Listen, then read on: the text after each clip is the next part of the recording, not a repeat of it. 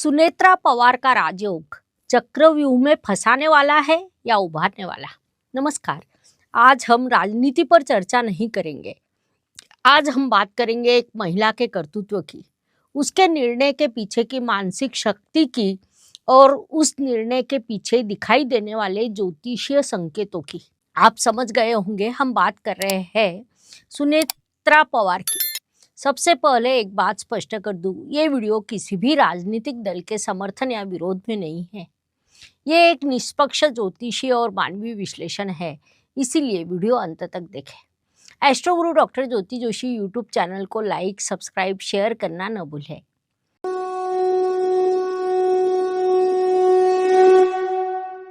आप सभी जानते हैं सुनेत्रा पवार ने जिस परिस्थिति में उप मुख्यमंत्री पद की शपथ ली, वह परिस्थिति सामान्य नहीं थी। घर के भीतर प्रश्न थे, पार्टी के भीतर उथल पुथल थी और बाहर पूरा महाराष्ट्र देख रहा था।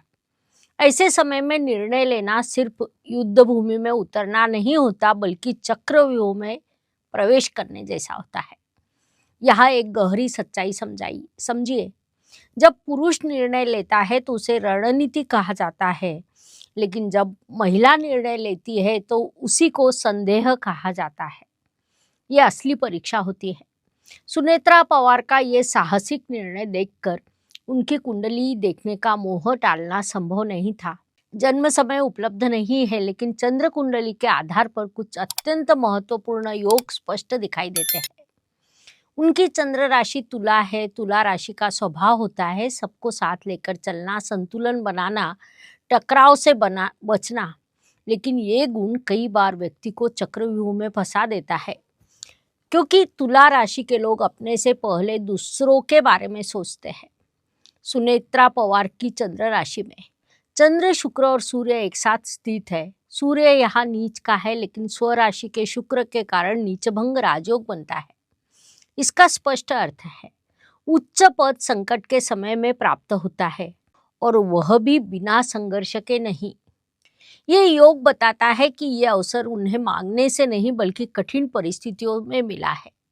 उनकी कुंडली में बुध, शुक्र, मंगल, शनि और गुरु 5 ग्रह स्वराशि में है। ये एक दुर्लभ ज्योतिषीय संयोग है। इससे मिलती है असाधारण बुद्धिमत्ता, मजबूत निर्णय क्षमता, धैर्य, आवश्यकता पड़ने पर कठोर निर्णय लेने की शक्ति भी। ये कुंडली भावनाओं से नहीं, बल्कि भावनात्मक परिस्थितियों में भी व्यावहारिक निर्णय लेने वाली कुंडली है। राहु और केतु दोनों उच्च स्थिति में है, जिससे भावनात्मक संबंधों में फंसने के बजाय समय आने पर निर्लिप्त और स्पष्ट निर्णय लेने की क्षमता बनती है। यानी रिश्ते दिल में, फैसले दिमाग से। वर्तमान में उनकी कुंडली में बुध ग्रह की महादशा चल रही है।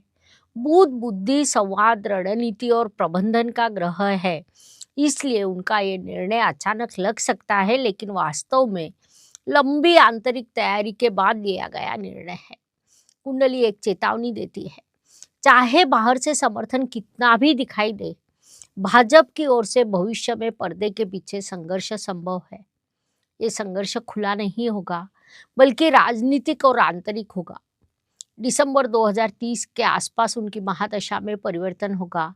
यह समय उनके जीवन का सबसे निर्णायक मोड़ हो सकता है। सही निर्णय लिया तो ऊंचाई, या गलत निर्णय लिया तो बड़ी गिरावट।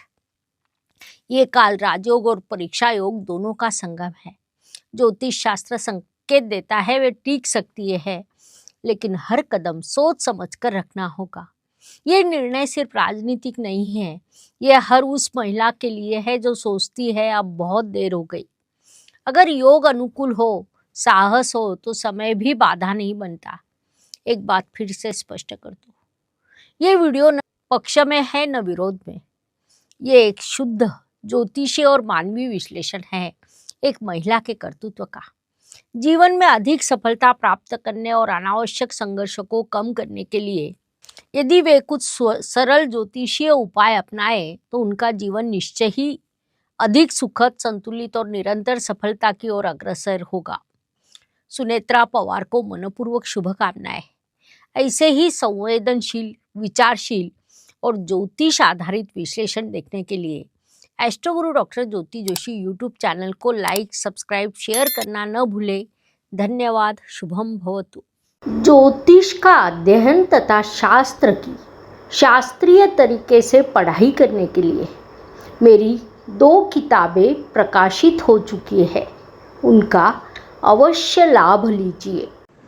Please like, share and subscribe the channel. और हाँ, बेल आइकॉन दबाना ना भूलें। धन्यवाद।